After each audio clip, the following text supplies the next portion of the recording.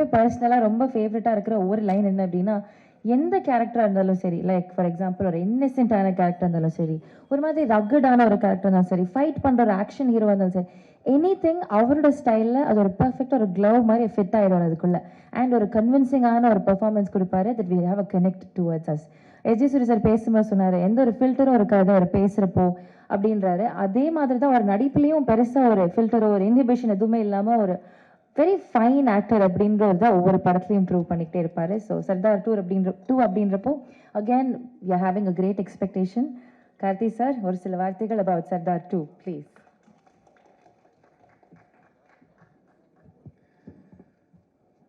எல்லாருக்கும் வணக்கம். பத்திரிகை, தொலைக்காட்சி ஊடக நண்பர்களுக்கு மறுபடியும் எல்லாரையும் சந்திக்கிறதுல ரொம்ப ரொம்ப சந்தோஷம். சர்தார் அந்த பேர் வச்சதுலேருந்தே அந்த படத்து மேலே எனக்கு ஒரு தனியான ஒரு அஃபெக்ஷன் உண்டு. ஒரு இன்னசென்ட்டான கிராமத்தில் ஒரு நாடக நடிகன், அவனை ட்ரெயின் பண்ணி அவன் ஒரு ஸ்பை ஆக்கி ஒரு பெரிய பெரிய ப்ராஜெக்ட்ஸ் பண்ணியிருக்காங்க. அது ஏற்கனவே நம்ம ஹிஸ்ட்ரியில் நடந்தது, அதை இன்ஸ்பிரேஷனாக எடுத்துகிட்டு பண்ணியிருந்தாரு. ஸோ அந்த கேரக்டருக்குள்ளே அவ்வளோ ஷேட்ஸ் இருக்கும், அவ்வளோ இன்னசென்ஸ் இருக்கும். மக்களுக்கு ஒன்றுனா உடனே ஓடி போய் நிற்கிற ஒரு விஷயம் இருக்கும். எந்த விஷயத்த வேணாலும் ரிஸ்க் எடுக்க தயாராக இருப்பார், எதை வேணால் இழக்க தயாராக இருக்கணும்.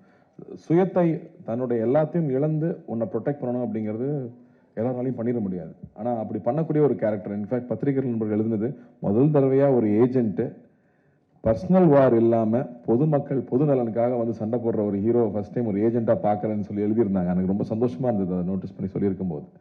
ஸோ அப்படி ஒரு கேரக்டர், அந்த கேரக்டர் திரும்பி வந்தால் நல்லாயிருக்கும். பட் திரும்பி வரும்போது என்ன பர்பஸ், என்ன இருக்க போகுது, மித்திரம்னாலே என்ன, அடுத்தது என்ன சொல்லி பயமுறுத்த போறாருன்னு எல்லாரும் கேட்குறாங்க. அவர் ஃபர்ஸ்ட் படத்தில் வந்து கையில் மொபைல் ஃபோன் மெசேஜ் வந்தாலே பக்குன்னு இருக்கும், அதுக்கப்புறம் வாட்டர் பாட்டில் பார்த்தா பயமா இருக்கும். அப்படி இந்த படத்தில் என்ன பயம் இருக்குன்னா அதை விட பயமான ஒரு விஷயம் வச்சிருக்காரு.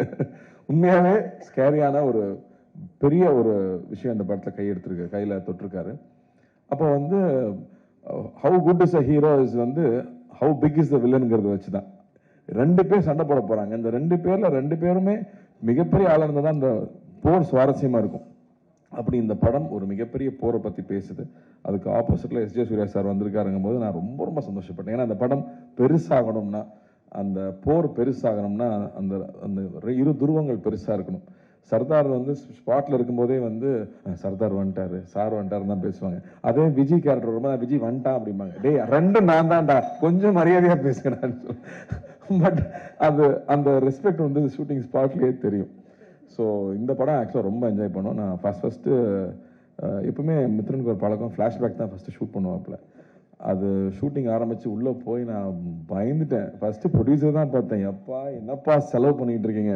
ஏன்னா பெரிய பெரிய ஆக்ஷன் ஃபிலிம்ஸ் பண்ணும்போது பெரிய அந்த செட்டப்ஸ் ரொம்ப முக்கியம். அப்படி ஒவ்வொரு செட்டப்பும் அவ்வளோ பெருசாக இருந்துச்சு.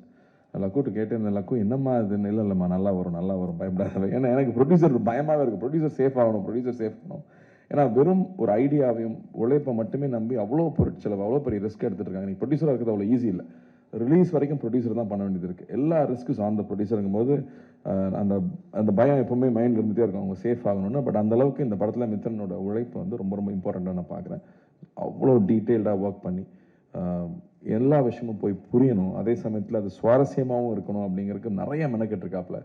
அண்ட் எஸ்ஜே சூர்யா சார் செட்டில் இருக்கும்போது சொல்லவே வேண்டாம், அவர் வந்து எவ்வளோ தீனி கொடுத்தாலும் பத்துறதில்லை அவருக்கு. கேட்டு அவர் வாங்கி பண்ணுறதை பார்க்குறக்கே சந்தோஷமாக இருக்கும். இன்ஃபேக்ட் அவர் செட்டில் இருந்தாங்கன்னா நாங்கள்லாம் செல்ஃபோனே தொடரதே இல்லை. ஏன்னா வந்து ஷார்ட் நோட்டில் எல்லாரும் செல்ஃபோனுக்கு போயிடுவாங்க. பட் இதில் வந்து அப்படி இல்லவே இல்லை. அவர்கிட்ட அவ்வளோ விஷயங்கள் ஷேர் பண்ணிக்கிறக்கும், பேசிக்கிறக்கும், தெரிஞ்சுக்கிறக்கும் அவ்வளோ இருக்கும். ஸோ இந்த எக்ஸ்பீரியன்ஸாகவே இந்த படம் ரொம்ப இன்ட்ரெஸ்டிங்காக போயிட்டுருக்கு. இந்த இவெண்ட்டுக்கும் அந்த காரணம் தான். இந்த எவ்வளோ பெரிய படம், இதுக்கு பிறகு எவ்வளோ பெரிய உழைப்பு இருக்குங்கிறது முதல்ல உங்ககிட்ட சொல்லணும்னு ஆசைப்பட்டோம்.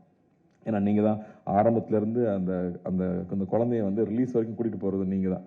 ஸோ அந்த வகையில் அவங்க முன்னாடி ஃபஸ்ட்டு காமிக்கணும்னு ரொம்ப ஆசைப்பட்டோம். ஸோ உங்களுக்கும் பிடிச்சிருக்கும்னு நம்புகிறேன். அதே மாதிரி சாம் வந்து கைதிக்கு அப்புறம் பண்ணுறோம். அண்டு ஒரு ஸ்பை ஃபிலிம்னா ரஹ்மான் சார் சொல்லிகிட்டே இருக்கார் இல்லையா, நம்மளுடைய கதையாக இருக்கணும், நம்ம எமோஷன்ஸாக இருக்கணும், நம்ம ப்ரெசன்டேஷன் இன்டர்நேஷ்னலாக இருக்கணும். அப்போ தான் அடுத்த லெவலுக்கு நம்மளுடைய படங்கள் வெளியில் போக முடியும் அப்படின்னு சொல்லிட்டே இருப்பார். அதுக்கான டீம், நம்மளோட எடிட்டர் ஆகட்டும், ஜார்ஜோட ஒர்க் ஆகட்டும், இல்லை ஸ்டண்ட்ஸில் வந்து திலீப்போட ஒர்க் ஆகட்டும், இப்போ சேதனோட ஒர்க் ஆகட்டும், ஐ திங்க் எல்லா டெக்னீஷியன்ஸும் they are giving their best for this film. And writing also, இந்த படத்தில் இருக்கிற டயலாக்ஸ் ஆகட்டும், ஏன்னா அவ்வளோ ஈஸி இல்லை இந்த கான்செப்ட் அழகாக கொண்டு வந்து சேர்க்கறது. ஸோ அந்த வகையில் ரொம்ப திருப்தியாகவும் இருக்குது. அண்ட் லுக்கிங் ஃபார்வர்ட், இன்னும் நிறையா இந்த படத்தை பற்றி பேசணும். பட் ஃபஸ்ட்டு முன்னோட்டமாக இந்த படம் இவ்வளோ உழைச்சிருக்கோம், அந்த உழைப்போட ஒரு சின்ன ஒரு கிளிம்ஸ் உங்ககிட்ட காமிக்கிறது தான் இங்கே வந்திருந்தோம். ரொம்ப ரொம்ப நன்றி. உங்களுடைய தொடர்ந்து உங்களுடைய அன்பு எப்பவுமே எங்களுக்கு தேவை. அண்ட் ஈத் முபாரக் எல்லாருக்கும். நன்றி. Thank you so much sir. Okay, so it's time for the photo session. எல்லாரும் ஒரு ஃபோட்டோக்காக எழுந்து நின்றீங்க. அது பி நைஸ். ஃபோட்டோ உட்கார்ந்தவா